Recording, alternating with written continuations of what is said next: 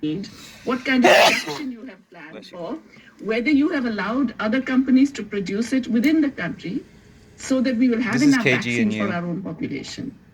So the degrees of incompetence and mismanagement, I think, are matched only by what we now see as complete callousness and even cruelty towards the people who are suffering. Mismanagement, callousness, cruelty. I think she's talking about India and Modi and trying to kill people in India with the Trump virus, which is what Trump tried to do here and Bolsonaro tried to do in Brazil. You mentioned the Hindu festival. Yep, it's India. Mela. Apparently, it was advanced a year on the advice of an astrologer.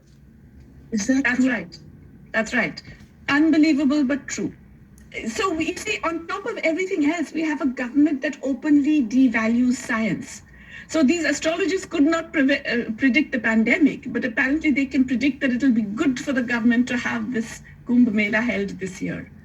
Now, in normal conditions, you would have actually postponed a major event like this. You could have postponed it by a year, even if it were meant to be held this year.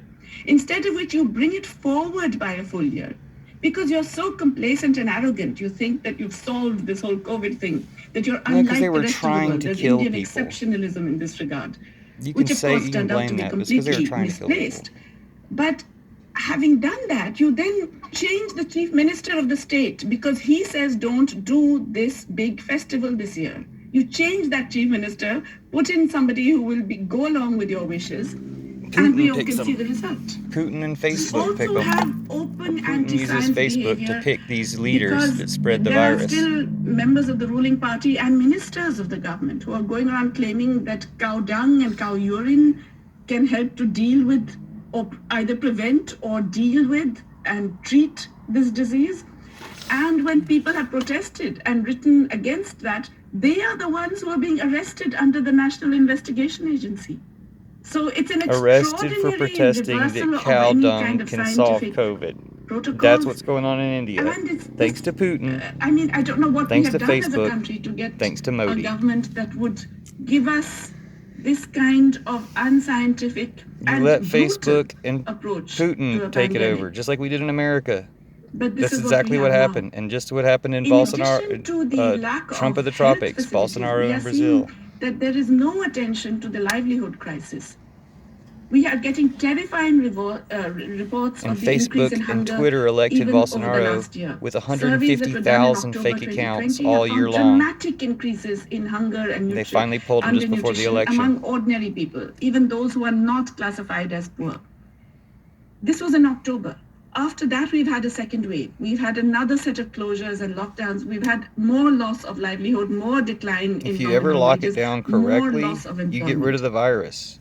But so these leaders have been trying to spread the virus. Now is terrifying, and yet we don't see the government making any real efforts. There's a because the government's trying to genocide you. Of providing some free grain only to those who have a particular kind of ration card under the National Food Security Act, which leaves out at least 150 million people who also need this free food. 150 million people they're trying to starve out, on top of the Trump virus genocide.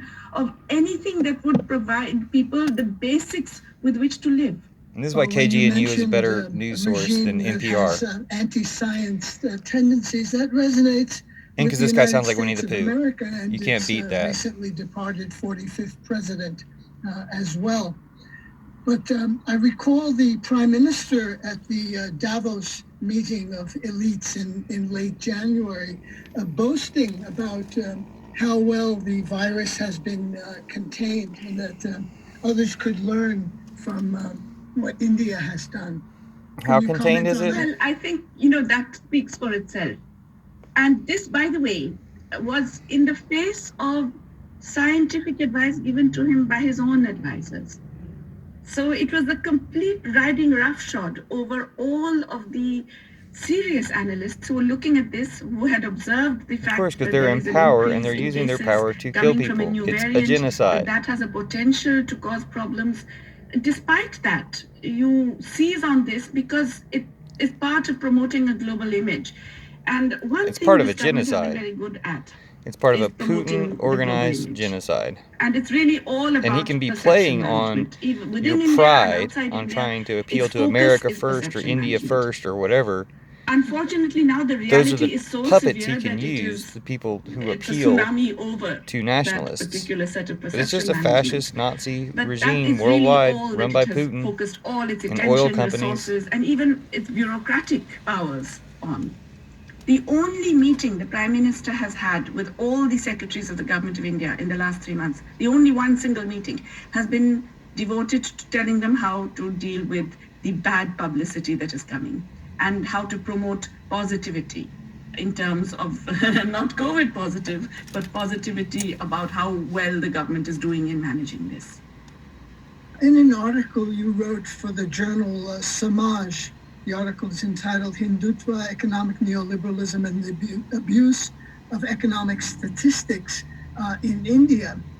You've written, the ability of the government to persuade the public that the economy is doing well or that adverse outcomes are not the result of its own policy actually serves the neoliberal agenda by taming the resentment of the poor and enabling further concentration of wealth.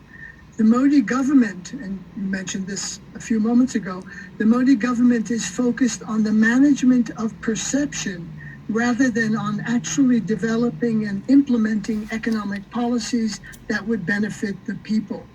In this regard, manipulation and/or destruction of the statistical system are decisive, which is why an aggressive attitude to economic statistics has become one of the defining features of the government. I could give you many examples. The national accounts data has been manipulated with a new base year and changed in ways that would inflate the estimates of income, especially those coming from the industrial sector. And there are many reasons why there are overestimates. There are lots of experts who have commented on this, so I don't want to go into it further. But it's fair to say it's an overestimate.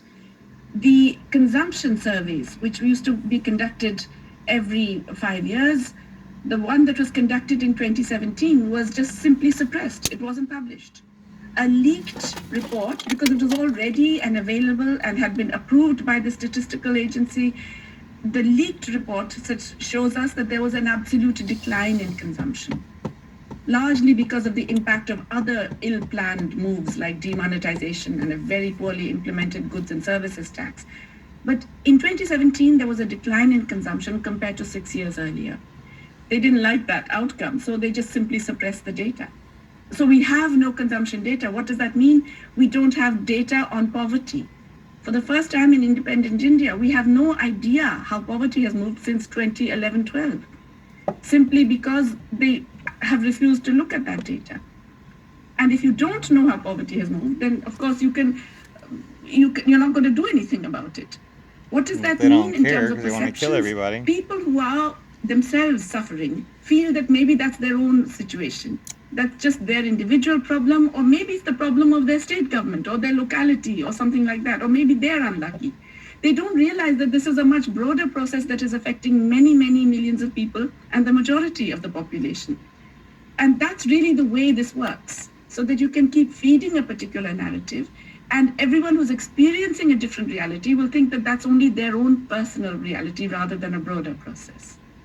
Talk about the media and its coverage of the pandemic, and is it holding the Prime Minister and top officials like Amit Shah and others accountable to the current crisis? I think one of the big differences of the US and India, even when you had your 45th president, is that your media, mainstream media, had not completely succumbed. You still had media that were trying to represent a more objective reality.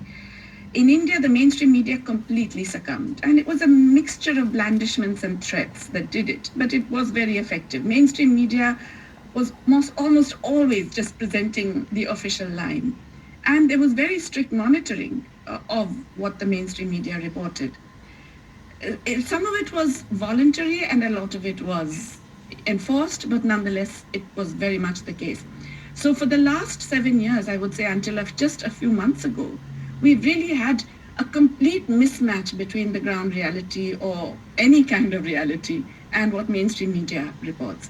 There have been a few brave outliers, mostly online media, who require very few resources and therefore have been able to somehow sustain, even though they face continuous daily threats.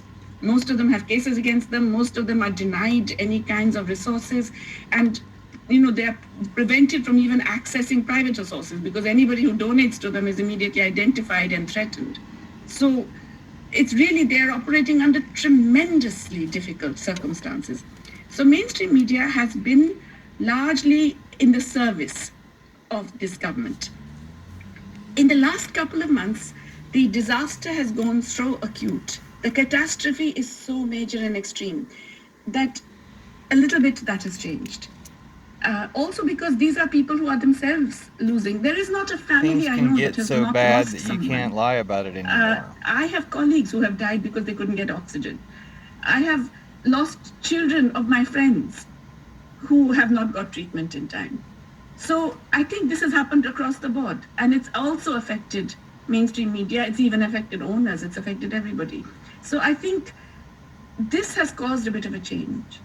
And beyond the point, you cannot hide the fact They that shouldn't there are have bodies spread the floating Trump down the virus. river, It's that going to there end are up killing thousands of capitalism. bodies It's going to just end up piled up destroying your along the banks systems. because people are so shouldn't have let it desperate and spread. so distraught that they cannot even afford to light the fire to cremate them.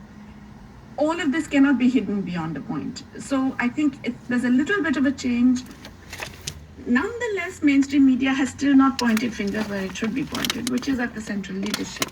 At Modi and at Putin again, behind him, and at that's Trump because the behind him. climate of fear persists. It's a network. And the government, I It's a understand, cabal of evil. has made it more difficult for foreign entities or individuals to send money to India to help people. That's right. To support NGOs. They're trying What's to that kill about? people. Well, It's a genocide. basically, the Modi If you government look at it put in terms of a a whole genocide, it range all of makes very, sense. very restricted It's just requirements evil. on all those who receive foreign funds, all the non-governmental organizations, making it almost impossible to function. The rules are so restrictive that most organizations basically would have to either close shop or dramatically reduce their activities. And that's because these were the places where you could get some independent support and some independent thinking, or even, grassroots movements demanding the rights of people, whether it is land rights or workers' rights or women's rights or whatever. Having done that, then of course, when it comes to the need for welfare, the government is refusing to provide welfare. It's telling the NGOs, now you provide welfare. But you have destroyed those NGOs. They don't have money. They don't have Genocide. resources. That's the only way it makes sense. They are It's not all able part to of a do what is genocide. We required. got to stop these Provide evil the relief, leaders. which the government should be providing and is not providing.